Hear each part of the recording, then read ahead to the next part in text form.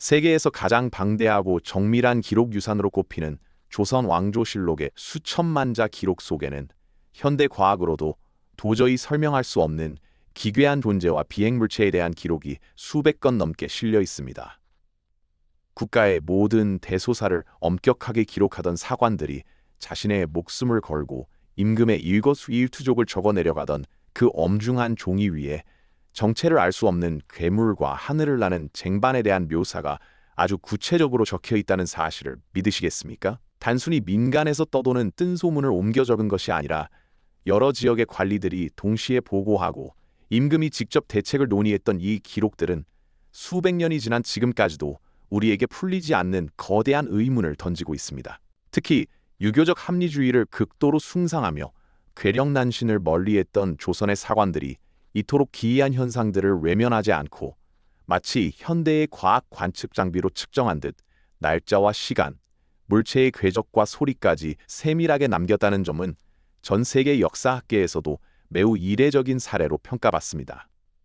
이는 당시 조선의 하늘과 땅 위에 우리가 상상조차 할 수 없는 정체불명의 사건들이 실제로 빈번하게 발생했음을 증명하는 가장 강력하고도 서늘한 증거인 셈입니다. 우리가 흔히 교과서나 사극에서 보던 조선은 유교 사상을 바탕으로 예법과 도덕을 중시하던 지극히 이성적인 국가였습니다. 하지만 실록의 뒷면을 들여다보면 우리가 알던 것과는 전혀 다른 공포스럽고 신비로운 세상이 펼쳐지는데, 이는 마치 오늘날의 공상 과학 영화를 보는 듯한 착각마저 불러일으킵니다. 왕조차 두려움에 떨며 기록으로 남기라 명했던 그날의 사건들은 단순한 착시 현상이나 자연재해라고 치부하기엔 목격자의 수가 너무나 많았고 그 묘사 또한 놀라울 정도로 구체적이며 일관적이었습니다. 사관들은 괴력난신을 논하지 말라는 유교적 금기조차 깨뜨릴 만큼 압도적인 실체 앞에서 깊은 고뇌에 빠졌을 것입니다. 도대체 500년 전 조선의 하늘과 땅에서는 어떤 일이 벌어지고 있었기에 왕의 눈치조차 보지 않던 완고한 선비들조차 붓을 떨며 그 기이한 형체들을 기록할 수밖에 없었던 것일까요?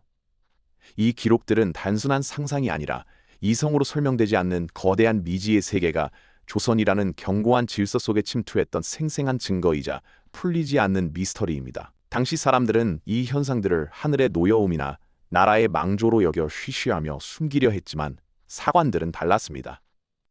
그들은 임금이 보지 못하게 숨겨둔 일기인 사초에까지 이 기괴한 일들을 낱낱이 적어 넣었으며 때로는 임금의 명령으로 공식적인 역사서인 실록에 정식으로 등재하기도 했습니다.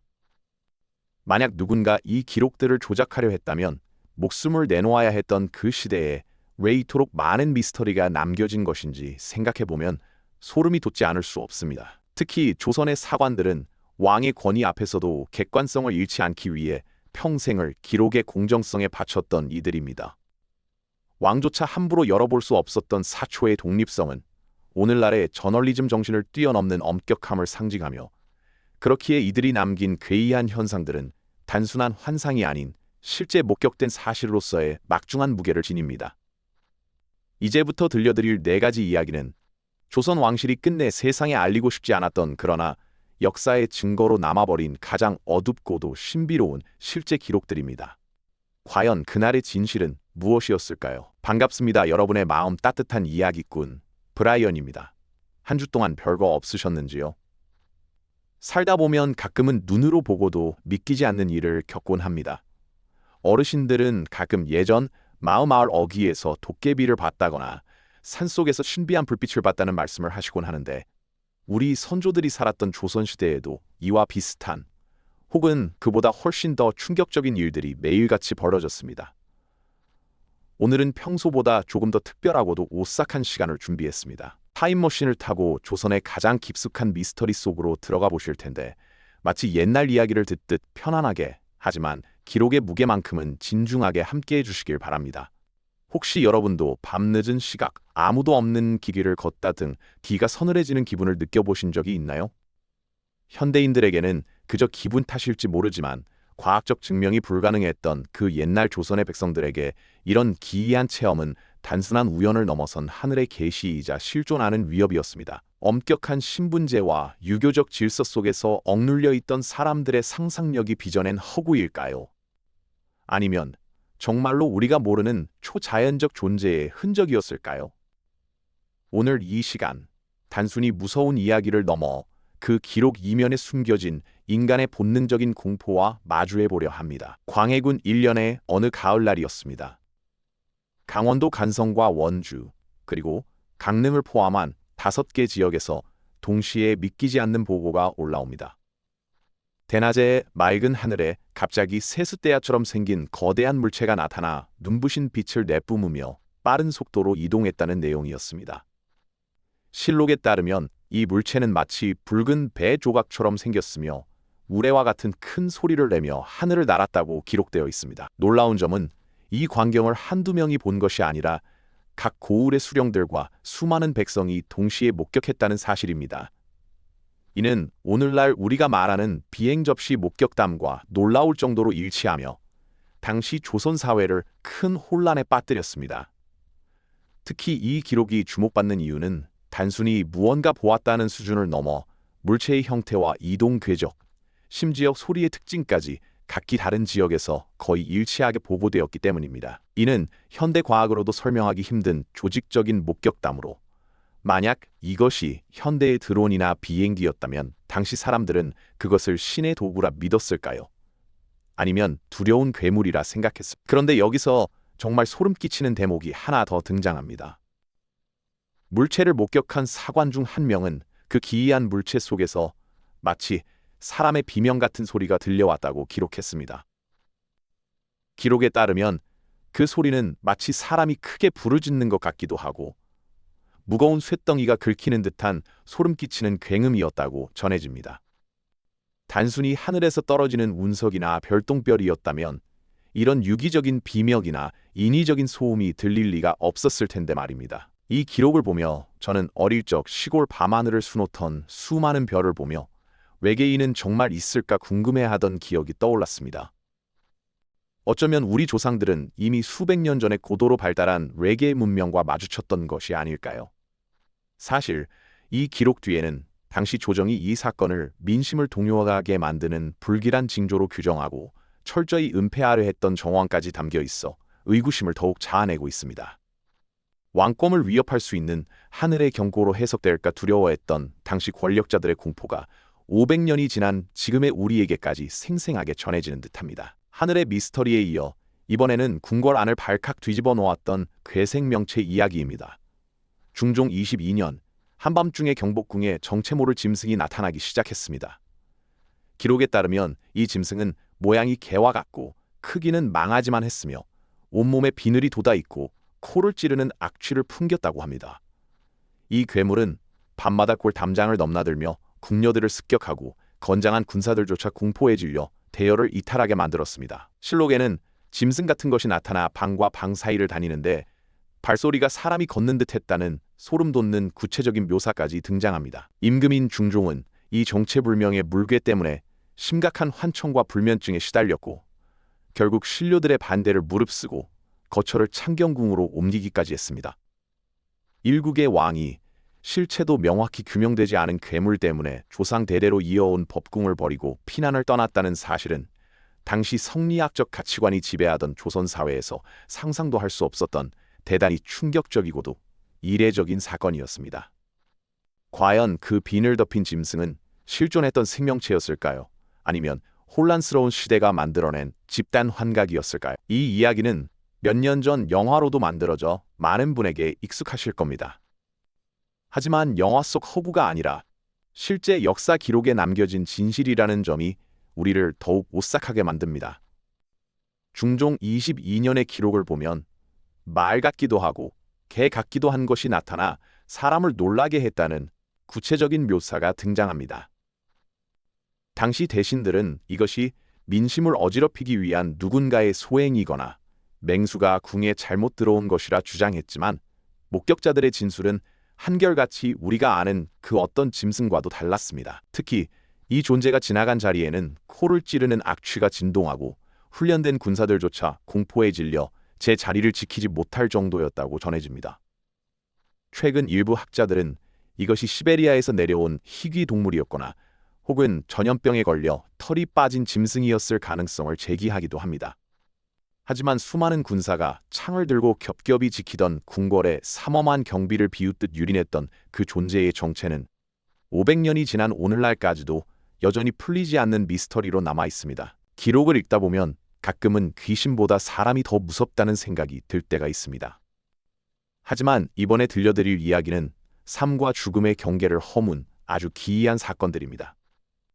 세종과 숙종 시대에는 죽어서 이미 관 속에 들어갔던 사람이 며칠 만에 다시 살아 돌아왔다는 기록이 여러 차례 등장합니다. 단순히 잠시 끊어졌다가 돌아온 수준이 아니라 몸이 이미 차갑게 식어 장례를 준비하던 중에 벌어진 일들이었습니다. 살아 돌아온 이들은 하나같이 자신이 겪은 저승의 풍경을 묘사했는데 그 내용이 놀라울 정도로 구체적이었습니다. 그들은 마치 잠시 먼 여행을 다녀온 사람처럼 평온하게 깨어나 주변 사람들을 경악하게 만들었습니다. 특히 성종실록에는 죽은 지 사흘 만에 살아난 여인이 저승에서 만난 관리에게 자신의 수명이 아직 남았음을 확인받고 돌아왔다는 구체적인 문답까지 실려 있어 현대의 임사체험 연구자들에게도 큰 놀라움을 안겨줍니다. 유교적 예법이 엄격했던 당시 사회에서 장례 도중 시신이 일어난다는 것은 집안의 축복인 동시에 엄청난 공포였을 것입니다. 이는 당시 의학적 한계로 인한 가사 상태였을 가능성이 높지만 그들이 입을 모아 증언한 사후 세계의 묘사는 수백 년이 흐른 지금까지도 인간의 영혼과 생명의 신비에 대한 깊은 의문을 던지며 우리를 사색에 잠기게 합니다. 여기서 우리가 주목해야 할 공통점이 하나 있습니다. 죽음에서 돌아온 자들이 깨어나서 처음으로 뱉은 말들이 서로 약속이라도 한 듯 비슷했다는 점입니다. 그들은 자신이 간 곳이 아주 넓고 끝이 없는 길이었으며 그곳에서 이미 돌아가신 조상들을 만나거나 알 수 없는 예언을 들었다고 증언했습니다. 요즘 말로 하면 임사체험이라고 부를 수 있겠지만 당시 사람들에게는 하늘이 내린 기적이거나 혹은 불길한 징조로 받아들여졌습니다. 여러분도 가끔 꿈에서 너무나 생생한 조상님을 뵙고 나서 기분 좋은 일이 생기거나 혹은 경고를 받았던 경험이 있지 않으신가? 우리 조상들에게 이 부활의 기록은 단순한 기적이 아니라 사후 세계와의 연결고리였습니다. 특히 흥미로운 점은 현대의학에서 연구하는 임사 체험자들이 공통적으로 묘사하는 빛의 터널이나 영적 존재와의 만남이 500년 전 조선 사람들의 입을 통해서도 똑같이 흘러나왔다는 사실입니다. 이는 시공간과 문화를 초월하여 인간의 뇌가 죽음의 문턱에서 겪는 보편적인 현상일까요? 아니면 정말로 영혼이 잠시 머무는 실제적인 장소가 존재하는 것일까요? 유교적 가치관이 지배하던 사회에서 조상을 만났다는 증언은 효의 가치와 맞물려 더욱 신성시되었으며 때로는 이들의 목격담이 단순한 환상을 넘어 현실의 중대한 정치적 결단이나 가문의 운명에까지 영향을 미치기도 했습니다. 이 기이한 부활의 기록들 뒤에는 더 충격적인 진실이 숨어 있습니다. 깨어난 이들 중 일부는 자신이 죽어 있는 동안 앞으로 일어날 국가적 재난이나 큰 사건들을 미리 보았다고 주장했습니다.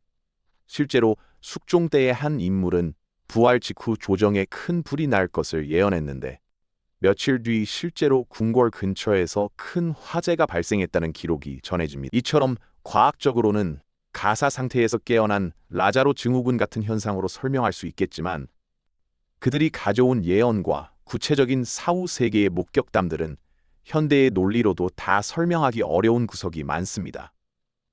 특히 엄격한 유교 국가였던 조선에서 이런 영적인 증언이 공식 실록에 실렸다는 것은 당시 조정조차 단순한 헛소리로 치부할 수 없을 만큼 정황이 뚜렷했음을 시사합니다. 죽음의 문턱을 넘었던 그들이 정말로 시간의 경계를 허물고 미래를 보고 온 것인지 아니면 인간의 의식이 한계 상황에서 만들어낸 마지막 환상이었는지는 오직 그들만이 알 것입니다.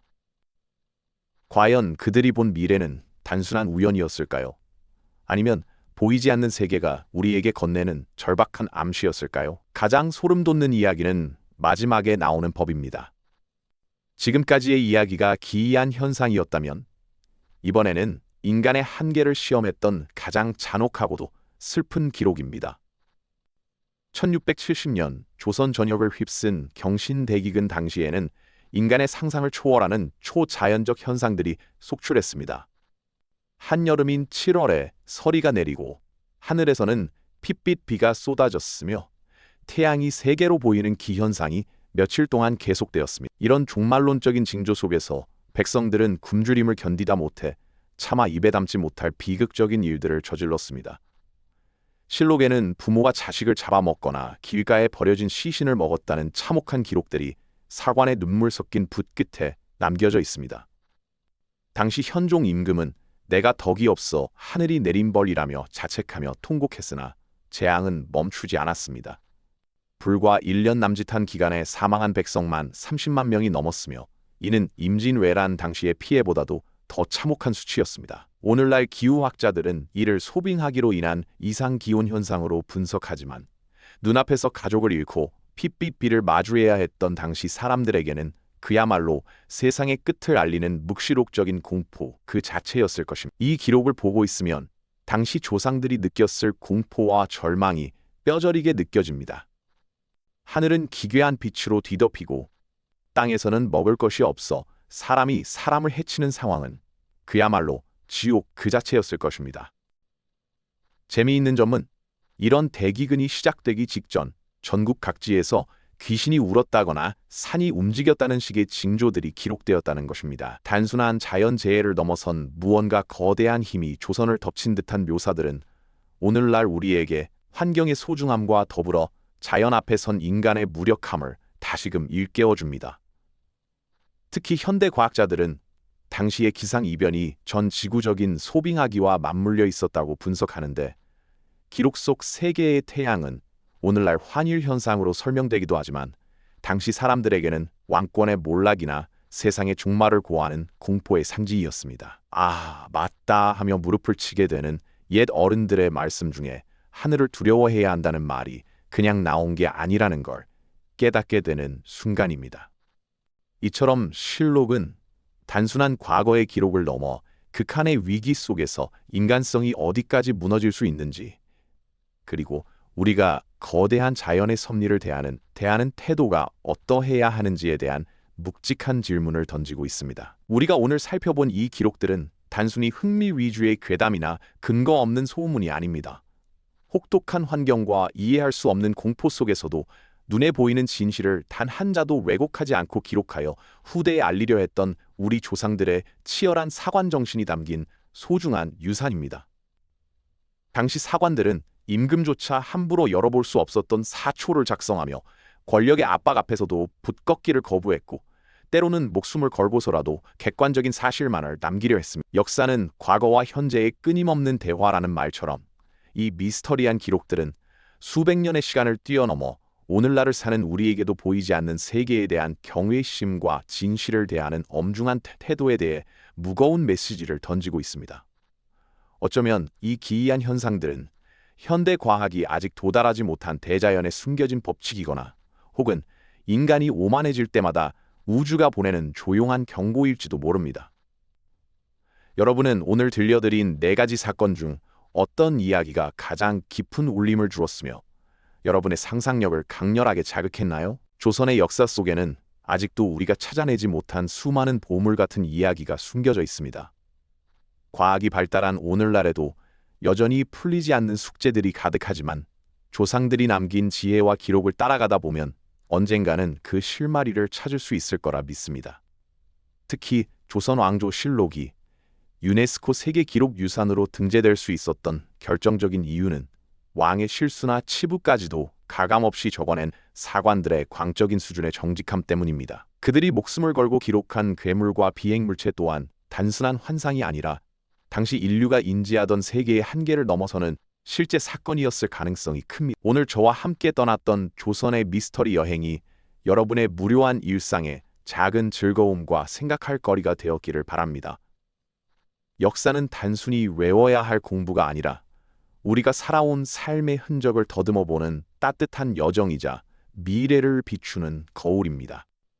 앞으로도 저는 여러분과 함께 그 길을 걸으며 먼지 쌓인 기록 속에 잠들어 있는 더 깊이 있고 흥미로운 역사적 미스터리들을 발굴하여 생생하게 전해드리고자 노력하겠습니다. 오늘 영상이 여러분의 가슴에 작은 울림이나 흥미를 주었다면 브라이언 히스토리의 소주중한 가족이 되어주시는 건 어떨까요?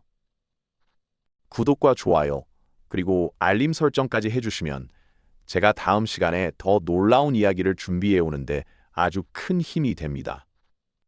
특히 오늘 소개해드린 미스터리 중에서 가장 소름 돋았던 이야기는 무엇인지, 혹은 여러분이 알고 계시는 다른 기이한 실화가 있다면 댓글로 꼭 들려주세요. 여러분의 따뜻한 댓글 한 줄이 저에게는 가장 큰 보람입니다. 환절기 건강 유의하시고 저는 다음 시간에 더 깊이 있고 재미있는 역사 이야기로 다시 찾아뵙겠습니다. 함께 해주셔서 진심으로 감사합니다. 사관들이 자신의 목숨을 걸고 사초를 지켰듯 여러분이 남겨주시는 소중한 의견 하나하나가 현대판 실록처럼 저에게는 큰 자산이 됩니다. 사실 조선의 사관들은 왕이 말에서 떨어진 사소한 실수조차 기록하지 말라는 어명까지 그대로 적어버릴 만큼 기록의 객관성에 목숨을 걸었던 이들입니다. 그들이 남긴 이 방대한 기록들이 오늘날 우리에게 단순한 공포를 넘어 당시의 시대상과 인간의 내면을 들여다보는 거울이 되어